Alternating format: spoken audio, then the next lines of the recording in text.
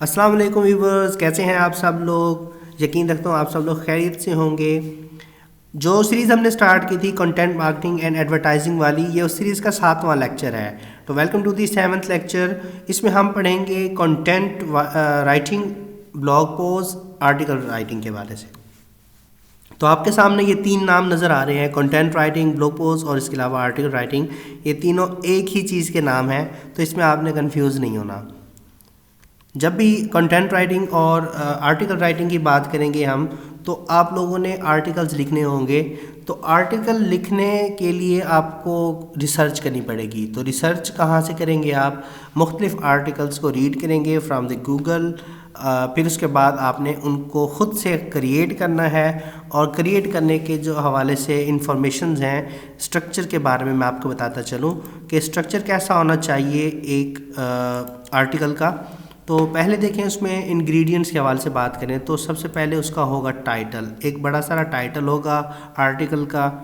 फिर उसके बाद उसकी मेन बॉडी आ जाती है। इसकी मेन बॉडी के अंदर 2 चीज़ें होती हैं, इंट्रोडक्शन और उसके बाकी की डिस्क्रिप्शन। फिर एंड पे आप अगर एडिशनल इन्फॉर्मेशन डालना चाहें तो ठीक, नहीं तो एंड पे लास्ट में उसकी कंक्लूजन होती है। स्ट्रक्चर ऑफ आर्टिकल में देखें, सबसे पहला टाइटल। इनको मैं बारी बारी नेक्स्ट एक्सप्लेन करूँगा। फिर उसके बाद एक फ़ीचर इमेज, उसमें आपने एक इमेज डालनी है, वो भी मैं आपको बताऊँगा कैसे तैयार करनी है। तो बॉडी के हवाले से देखें, उसकी बॉडी में आते हैं इंट्रोडक्शन का para, FAQs, table of content, heading and सब हेडिंग्स और लास्ट में कंक्लूजन्स। तो टाइटल की बात करते हैं। सबसे पहले टाइटल कैसा होना चाहिए? उसका टाइटल एक हेडिंग नुमा होना चाहिए, और H1 साइज़ से मुराद हेडिंग 1 होनी चाहिए। बाय डिफ़ॉल्ट आप लोगों के पास टाइटल H1 साइज़ का होता है। फिर उसके बाद चलें, the title should be short and clear. उसको आपने एज़ शॉर्ट एज़ पॉसिबल और क्लियर लिखना है। तो मैं आप लोगों को ये बताता जाऊँ, जो टाइटल है वो आपके टॉपिक ऑफ इंटरेस्ट से मिलता हो। अब टॉपिक ऑफ इंटरेस्ट क्या है? टॉपिक ऑफ इंटरेस्ट से मुराद वो टॉपिक है जिस पर आप आर्टिकल लिख रहे हैं। तो टाइटल आपके आर्टिकल से मिलता हो। ये ना हो कि आर्टिकल का जो टाइटल है वो कोई और है, अंदर आर्टिकल कोई और लिखा हुआ है, इसके ऊपर डिटेल में आपने कुछ और लिखा हुआ है। तो टाइटल जो है वो आर्टिकल के टॉपिक से मिलता हो। नेक्स्ट चलते हैं जी, फ़ीचर्ड इमेज। फ़ीचर इमेज जो बनानी है आपने, वो कैनवा के ज़रिए बनानी है। तो वो इमेज आप आसानी से बना लेंगे, और वो भी आपके टॉपिक ऑफ इंटरेस्ट से रिलेटेड हो। अगर उसका भी ये ना हो कि टॉपिक कोई और है और पिक्चर आपने कोई और लगाई हुई है, तो वो भी आपके टॉपिक से रिलेटेड हो। इंट्रोडक्टरी पैराग्राफ में आप देखेंगे कि उसमें आपने कीवर्ड्स लाजमी रखने हैं। जो आपका टॉपिक ऑफ इंटरेस्ट है उसके कीवर्ड्स लाजमी होंगे, ताकि आपका जो पेज है वो रैंकिंग में आ सके। मैं आप लोगों को SEO बताने लगा हूँ कि उसमें आपने जो इंट्रोडक्टरी का पैराग्राफ है उसमें आपने कीवर्ड्स को लाजमी रखना है, और वो ऐसे कीवर्ड्स जो कि रीडर आएगा आपका पेज ओपन करके, उस पर जब कंटेंट को रीड करेगा तो वो उसका इंटरेस्ट ग्रैब करने में भी काफ़ी मददगार साबित होंगे। फिर उसके बाद आपने FAQs ऐड करने होते हैं। तो पैराग्राफ के बाद FAQs का क्या फंक्शन है? FAQs भी बेसिकली हमारी रैंक करने के लिए मदद देते हैं। तो यहाँ भी मैं आपको SEO के बारे में बताने लगा हूँ।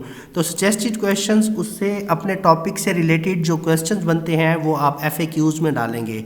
इससे ये होता है कि जो FAQs, अब फॉर एग्ज़ाम्पल आपने गूगल में गए, वहाँ सर्च बार में कोई सा भी आपने टॉपिक जो है वो सर्च किया, तो वो जब आपने पेज आपके सामने आ जाता है इस तरह, उसमें 2-4 लाइंस होती हैं। तो फिर एक मिनट, हाँ जी, उसके बाद वो कहता है पीपल आल्सो सर्च फॉर। उसमें जो आपको सजेशन दे रहा होता है, तो वो सजेशन बेसिकली आपके FAQs से आ रही होती हैं। तो आपने FAQs को भी अपने टॉपिक के रिलेटेड रखना है, टॉपिक ऑफ इंटरेस्ट से। तो ये जी आप लोगों का था FAQs के बारे में। नेक्स्ट चलते हैं, कुछ ऐसे डूज़ एंड डोंट्स के बारे में बताऊंगा मैं आपको।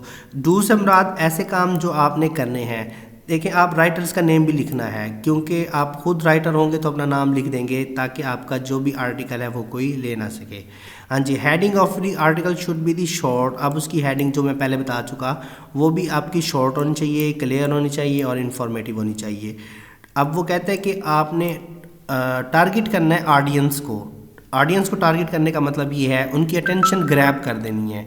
अटेंशन ग्रैब करेंगे तभी वो आपके आर्टिकल को कम्प्लीटली रीड करेगा। फिर उसके बाद देखें, language and style of writing should be according to the concerning readers.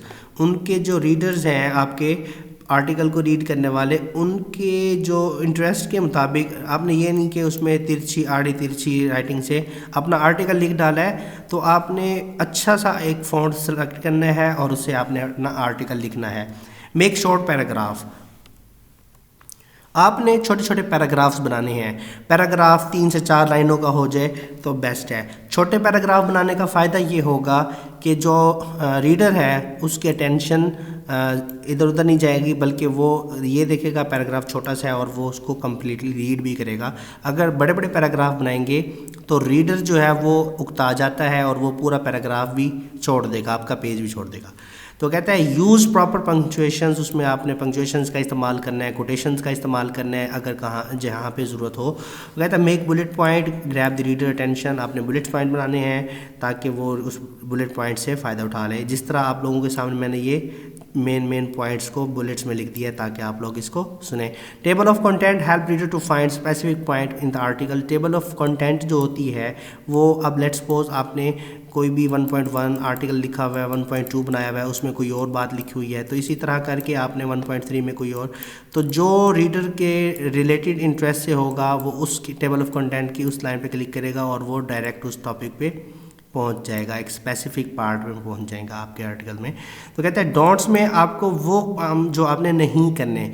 Should not right very long article, आपने इतने लंबे लंबे आर्टिकल्स नहीं लिखने, बल्कि 300 से 400 तक के जो आर्टिकल्स हैं आई थिंक इनफ होते हैं। The title should not be lengthy, उसका टाइटल भी आपने लंबा चौड़ा नहीं लिख देना बल्कि छोटा सा ही हो। Only the introduction and the conclusion should not be attractive, वो कहता है कि सिर्फ और सिर्फ उसका कंक्लूजन और इंट्रोडक्शन ही अट्रैक्टिव ना हो, बल्कि पूरे का पूरा आर्टिकल ही अट्रैक्टिव होना चाहिए ताकि जो रीडर है उसकी अटेंशन ग्रैब कर सकें। शॉर्ट पैराग्राफ जो है उनकी लेंथ वो बता रहा है 6 से 8 लाइन से ज़्यादा नहीं होनी चाहिए, और सबसे बड़ी जो बात वो बता रहा है कि कॉपी पेस्ट नहीं करना आपने। अगर कॉपी पेस्ट करेंगे तो प्लेजरिज्म का इशू आ जाएगा और आपका आर्टिकल पब्लिश भी नहीं होगा। नेक्स्ट चलते हैं जी। हाँ जी, लास्ट में आप लोग कहूँगा मेरे चैनल को अगर आप लोगों ने सब्सक्राइब नहीं किया तो चैनल को अभी जाएं सब्सक्राइब करें, आपके पैसे थोड़ी लग रहे हैं, सब्सक्राइब करें। और इसके अलावा अगर कोई क्वेश्चन है तो आप मुझे कमेंट बॉक्स में कमेंट करें ताकि मैं आप लोगों का भी हेल्प कर सकूँ। तो मिलते हैं दोस्तों नेक्स्ट वीडियो में, जब तक के लिए अपना बहुत सारा ख्याल रखना। अल्लाह हाफिज़।